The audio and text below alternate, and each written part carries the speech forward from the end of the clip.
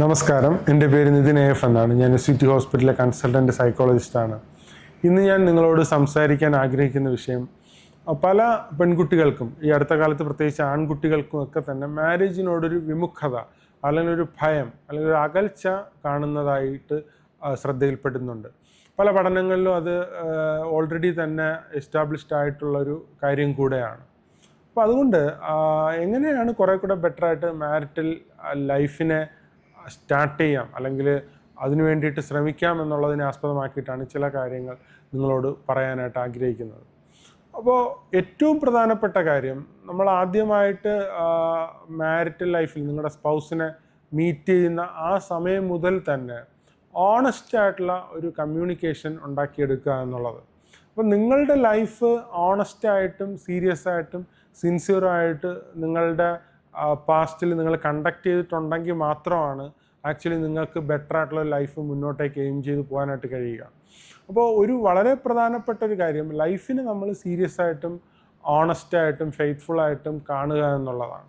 അപ്പം അങ്ങനെ കണ്ടുകൊണ്ടാണ് നിങ്ങൾ വരുന്നതെങ്കിൽ നിങ്ങൾക്ക് ഒരു പുതിയ ആളിനെ നമ്മൾ ലൈഫിലേക്ക് കൊണ്ടുവരാൻ വേണ്ടിയിട്ട് ശ്രമിക്കുമ്പോൾ, ആ ആളിനോട് സംസാരിക്കുമ്പോൾ ആ ആൾ ഓണസ്റ്റ് ആണോ, സീരിയസ് ആണോ, സിൻസിയർ ആണോ എന്നൊക്കെ ഒരു 90% നിങ്ങൾക്ക് കണ്ടുപിടിക്കാനായിട്ട് കഴിയും. അതെങ്ങനെയാണെന്ന് വെച്ചാൽ നിങ്ങളുടെ കോൺവെർസേഷൻസ് വഴിയാണ്. അപ്പോൾ ഫസ്റ്റ് നിങ്ങൾ കണ്ടുമുട്ടിക്കഴിഞ്ഞാൽ, അത് പെണ്ണ് കാണലാണെങ്കിലും അല്ലാതെ അറേഞ്ച്ഡ് മാരേജിലുള്ള പെണ്ണ് കാണലാണെങ്കിലും അല്ലാതെ ലവ് മാരേജിലുള്ള മീറ്റപ്പ് ആണെങ്കിലും എന്താണെങ്കിലും കണ്ടു കഴിഞ്ഞാൽ നിങ്ങളുടെ കോൺവെർസേഷൻസ്, റിയലിസ്റ്റിക് ആയിട്ടുള്ള കോൺവെർസേഷൻസ് വളരെ ഡീറ്റെയിൽ ആയിട്ടും ഡീപ്പായിട്ടും കൊണ്ടുപോവുക എന്നുള്ളതാണ്. പരമാവധി ടെക്സ്റ്റ് ബേസ്ഡ് ആയിട്ടുള്ള ചാറ്റുകൾ കുറച്ചിട്ട് ലോങ്ങർ ഡ്യൂറേഷനുള്ള കോളുകൾ മെയിൻറ്റെയിൻ ചെയ്യേണ്ടതുണ്ട്. കഴിയുമെങ്കിൽ വീഡിയോ കോൾ തന്നെ ചെയ്യാൻ വേണ്ടിയിട്ട് ശ്രമിക്കുക.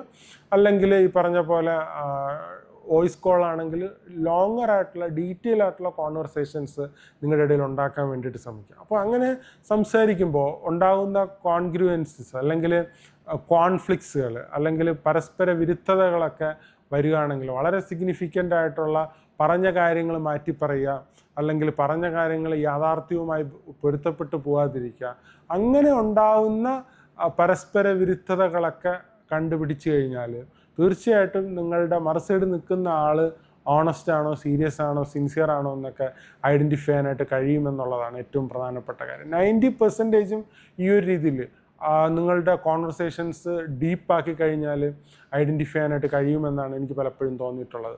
അതുപോലെ തന്നെ ഫേസ് ടു ഫേസ് ആയിട്ടുള്ള ഡയറക്റ്റ് ആയിട്ടുള്ള ഇൻട്രാക്ഷൻസും കമ്മ്യൂണിക്കേഷൻസും കൂട്ടുക എന്നുള്ളതാണ്. ഇപ്പം ഫസ്റ്റ് മീറ്റപ്പിന് ശേഷം അല്ലെങ്കിൽ പെണ്ണ് കാണലിന് ശേഷം ഡേ ടൈമിൽ നിങ്ങൾ പുറത്ത് മീറ്റ് ചെയ്യാനും കമ്മ്യൂണിക്കേറ്റ് ചെയ്യാനും പരസ്പരം മനസ്സിലാക്കാനും വേണ്ടിയിട്ട് ശ്രമിക്കുക. അപ്പോൾ ഫേസ് ടു ഫേസ് ഇൻട്രാക്ഷൻസ് വഴി വെർബലും നോൺ വെർബൽ ക്യൂസൊക്കെ വഴി തന്നെ പരസ്പരം മനസ്സിലാക്കാനും ഡീറ്റെയിൽ ആയിട്ട് കാര്യങ്ങൾ അവതരിപ്പിക്കാനും പേഴ്സണാലിറ്റിയിലുണ്ടാകുന്ന വ്യത്യസ്തതകളൊക്കെ തിരിച്ചറിയാനൊക്കെ സാധിക്കും. അപ്പോൾ അതിനുശേഷം വേണം ആക്ച്വലി ഒരു മാരേജിലേക്ക് പോകേണ്ടത്. അറ്റ്ലീസ്റ്റ് ഈ മീറ്റപ്പിനും മാരേജിനും ശേഷം ഇടയിലൊരു 6 months ഉണ്ടാവുന്നത് വളരെ നല്ലതാണ്. നിങ്ങൾക്ക് പരസ്പരം കമ്മ്യൂണിക്കേറ്റ് ചെയ്യുന്നതിനും മനസ്സിലാക്കുന്നതിനൊക്കെ വേണ്ടിയിട്ട്.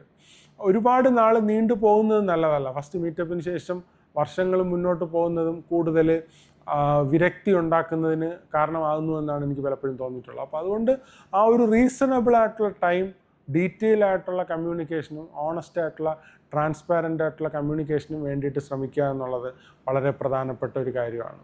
അപ്പോൾ പല പെൺകുട്ടികളും അവർ പറയുന്നത് മാരേജ് ഡിലേ ആക്കി മുന്നോട്ട് പോകുന്നതിനുള്ള റീസണായിട്ട് പറയുന്നത് മാരേജ് വേണ്ട എന്നുള്ളതല്ല, ഇപ്പോൾ വേണ്ട പിന്നെ മതി എന്നുള്ളതാണ്. അപ്പോൾ അതിനുകൊണ്ട് ഒരുപാട് ബയോളജിക്കലായിട്ടുള്ള കോൺസിക്വൻസസ് ഉണ്ടെന്ന് നിങ്ങൾക്കറിയാം. ഓരോ മന്ത് കഴിയുന്തോറും ഫെർട്ടിലിറ്റി സാധ്യത കുറഞ്ഞു വരികയാണ്. നമുക്കറിയാം നമ്മുടെ നാട്ടിൽ ഇൻഫെർട്ടിലിറ്റി ക്ലിനിക്കുകളുടെ എണ്ണം കൂടിക്കൂടി വരികയാണ്. അപ്പോൾ അതൊക്കെ മൊത്തത്തിലൊരു പോപ്പുലേഷൻ്റെ ഒരു കൊളാപ്സ് പല രാജ്യങ്ങളിലും ഓൾറെഡി റിപ്പോർട്ട് ചെയ്യുന്നുണ്ട്. നമ്മുടെ കേരളത്തിലും റീപ്ലേസ്മെൻറ്റ് റേറ്റിനേക്കാളും താഴെയാണ് നിലവിൽ ഫെർട്ടിലിറ്റി റേറ്റ് മുന്നോട്ട് പോയിക്കൊണ്ടിരിക്കുന്നത്. അപ്പോൾ അതൊക്കെ തന്നെ നമ്മൾക്ക് വലിയ രീതിയിലുള്ള മെൻ്റൽ ഹെൽത്ത് ഇഷ്യൂസ് ഫ്യൂച്ചറിൽ നമ്മുടെ സൊസൈറ്റിയിൽ ഉണ്ടാകാനുള്ള സാധ്യത വളരെ കൂടുതലാണെന്നുള്ള വസ്തുത നമ്മളെപ്പോഴും ഓർത്തിരിക്കുക. അപ്പോൾ ഒരു മാരിറ്റൽ ലൈഫ് അല്ലെങ്കിൽ ഒരു ഫാമിലി ലൈഫ് നമുക്ക് ഒരുപാട് തരത്തിലുള്ള അഡ്വാൻറ്റേജസ് ആണ് നമുക്ക് ലൈഫിൽ തരുന്നത്. അതിനകത്ത് റെസ്പോൺസിബിലിറ്റിയും ഡ്യൂട്ടീസ് ഒക്കെ ഉണ്ട് എന്നുള്ളത് യാഥാർത്ഥ്യമാണ്.